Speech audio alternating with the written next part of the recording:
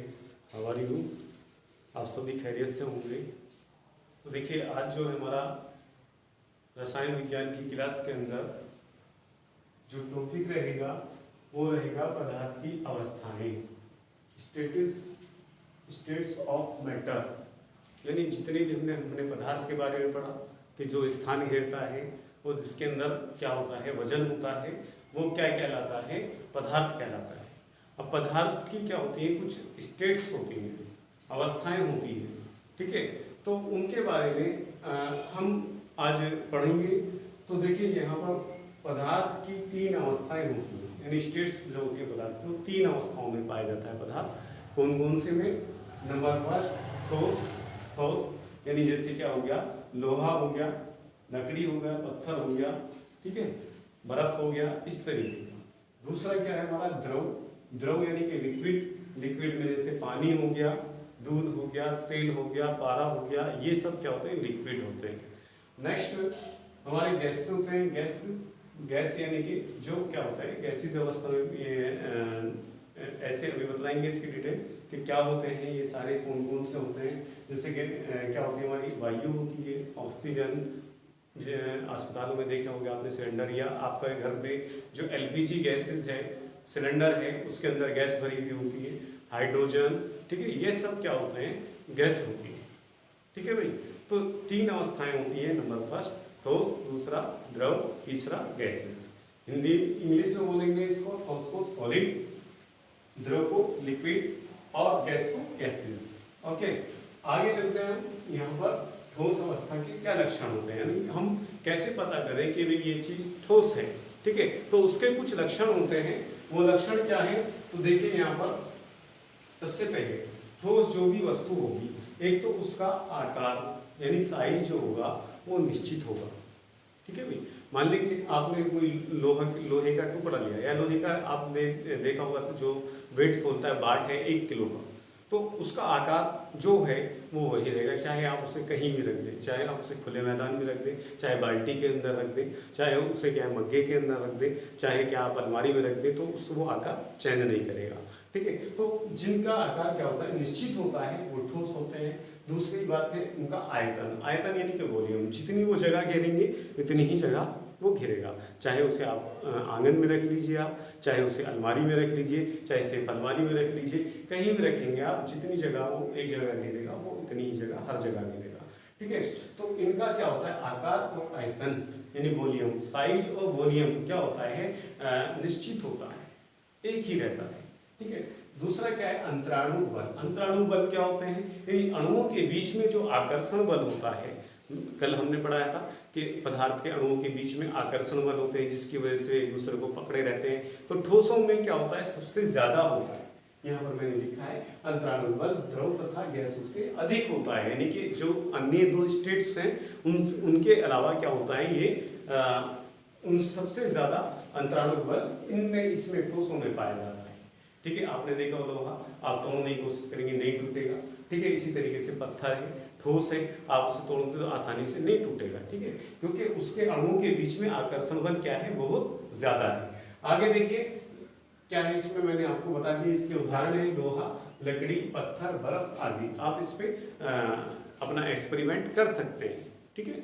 Next है हमारा द्रव अवस्था के लक्षण, यानी कि द्रव को कैसे पहचाने कि भाई ये द्रव है, ठीक है। तो उसके कुछ लक्षण होते हैं। सबसे पहले है आकार निश्चित नहीं होता है इनका, किसका, द्रव का आकार निश्चित नहीं होता है।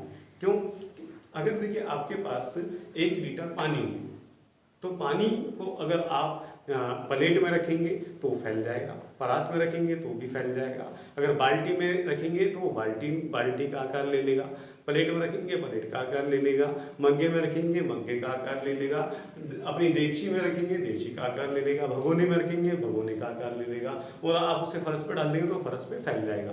तो इसका कोई निश्चित आकार नहीं होता है, ये आकार बदलता रहता है स्थान के अकॉर्डिंग। आगे है आयतन निश्चित होता है, मतलब 1 लीटर पानी है तो आप चाहे उसे मग्गे में रखें, देगची में रखें या बाल्टी में रखें, वो अपना आकार तो चेंज कर देगा, लेकिन उसका वॉल्यूम क्या होगा, उसका आयतन बराबर ही रहेगा, ठीक है। आगे चलते हैं, बहने का गुण। तीसरा क्या लक्षण अवस्थाएं के इसके द्रव अवस्था के लक्षण होता है कि बहते हैं। मान लीजिए कि आपने इसे क्या है कहीं पर फर्श पर डाल दिया तो ये क्या होगा, ऊंची जगह से नीचे की तरफ को क्या होता है, बहता है। आपने देखा होगा फर्श की धुलाई करते वक्त में, तो जहाँ पर ऊंचा होता है वहाँ से पानी बहता है। बरसात के मौसम में क्या होता है, छत से नीचे आता है पानी। क्यों आता है, क्योंकि ढलान होता है, ठीक है, वहाँ से पानी बह करके नीचे की तरफ आता है। नालियों में बहते हुए देखा होगा, तो वो क्यों, क्योंकि वो ढाल से नीचे की तरफ को बहता है। तो द्रव चाहे तेल हो, आप तेल को डाल देंगे तो वो भी फैल जाएगा, दूध आप नीचे जमीन पर डालेंगे तो वो भी फैल जाएगा। तो ये क्या होता है, इसमें बहने का गुण होता है, ये बहते हैं, ठीक है भाई। नेक्स्ट है हमारा आकर्षण बल जो होता है, यानी अणुओं के बीच में जो आकर्षण बल होगा वो ठोसों से कम होगा और गैसों से ज्यादा होगा, ठीक है भाई। यानी कि इससे क्या होता है, ठोसों को हम आसानी से अलग नहीं कर सकते, लेकिन द्रव को थोड़ा कर सकते हैं। क्यों, क्योंकि इसके बीच में आकर्षण, अणुओं के बीच में आकर्षण बल कम है, ठीक है। तो आगे क्या है, इसका एग्जाम्पल क्या होता है, जैसे जल हो गया, पानी, दूध, पारा, तेल, ये सब क्या है, लिक्विड है, ठीक है भाई। आगे है गैसीय अवस्था के लक्षण। गैस अवस्था के लक्षण क्या होते हैं, गैस अवस्था के लक्षण यानी हम ये तीसरा टॉपिक चलता हमारा गैसीय अवस्था। गैसीय अवस्था में क्या आते हैं हमारे, जैसे वायु हो गया, ऑक्सीजन, हमारा एलपीजी सिलेंडर है, ठीक है, ये सब गैसेस होते हैं। तो इनका देखिए, इनके क्या लक्षण होते हैं, देखते हैं। ये नंबर फर्स्ट, एक मिनट सॉरी,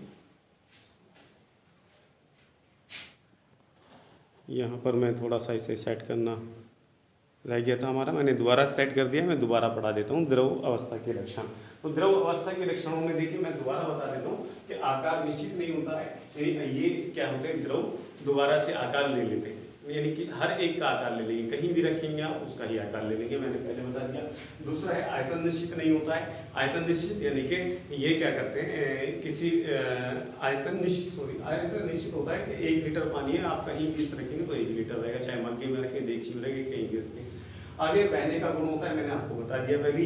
नेक्स्ट है हमारा आकर्षण, यानी आकर्षण बल जो होता है इसमें ठोसों से कम होता है। नेक्स्ट है हमारा गैसीय अवस्था के लक्षण। क्या होता है, गैसीय अवस्था के लक्षण। तो गैसीय अवस्था के लक्षण क्या क्या होते हैं, देखिए मैं आपको बता देता हूँ। गैसीय अवस्था के लक्षण नंबर फर्स्ट है हमारा आकार व आयतन अनिश्चित होते हैं।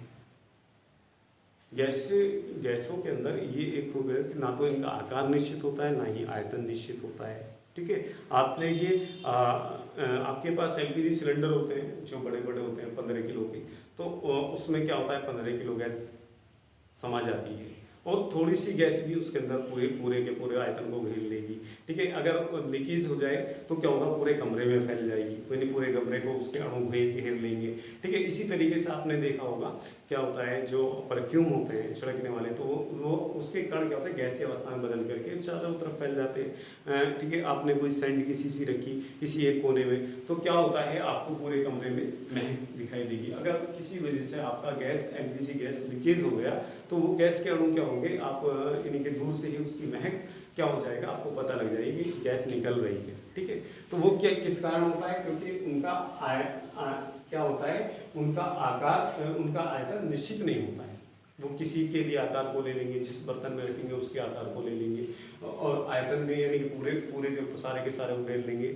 चाहे 1 लीटर को आप छोटे से बर्तन में यानी कि सिलेंडर में दबा के रखिए, चाहे कि आप बड़े सिलेंडर में, तो वो क्या होगा, उसके पूरे आयतन को घेर लेंगे। तो इनका आकार व आयतन निश्चित नहीं होते हैं। आगे आकर्षण बल सबसे कम होता है भाई, इनके अणुओं के बीच में क्या होता है, आकर्षण बल बहुत कम होता है। तो इनके अणुओं के बीच गति ऊर्जा ज़्यादा होती है क्योंकि आकर्षण बल कम होता है, तो ये चारों तरफ भागते हैं, ठीक है भाई। आगे है आसानी से इन्हें दबाया जा सकता है, इनको कंप्रेस किया जा सकता है, इनको कंप्रेस करके दबा करके द्रव अवस्था में बदला जा सकता है, ठीक है। तो इसको आसानी से आपने देखा होगा, जब कार के अंदर ईंधन भरते हैं तो वहाँ पर मशीनरी द्वारा क्या होता है, उसे कंप्रेस करके द्रव में बदला जाता है, उसे क्या होता है, टैंक में भेजा जाता है। तो इन्हें गैसेस को आसानी से दबाया जा सकता है, विसरण काफ़ी तीव्रता से, और क्या होता है, विसरण काफ़ी तीव्रता से होता है। मैंने आपको बताया कि ये विसरण क्या होता है कि अधिक मात्रा से कम मात्रा की ओर चलना, कणों का अधिक मात्रा से कम मात्रा की ओर चलना क्या कहलाता है, विसरण कहलाता है। भाई आपका क्या है, सिलेंडर है, एलपीजी सिलेंडर है, तो वो जहाँ पर सिलेंडर है उसके अंदर गैस की मात्रा क्या है, ज़्यादा है, गैस के अणुओं की मात्रा ज़्यादा है, और उसके अलावा जो वातावरण वहाँ पर कम है, तो अगर वो लीकेज हो गया तो वो क्या होता है, बड़ी तेजी से क्या कहते हैं प्रस्थान करते हैं, यानी कि जाते हैं ऐसी जगह पर जहाँ पर उनकी संख्या कम है। ठीक है, तो इस गुण को क्या बोलते हैं, विसरण कहते हैं। तो विसरण काफी तीव्रता से इसके अंदर पाया जाता है, तेजी से पाया जाता है।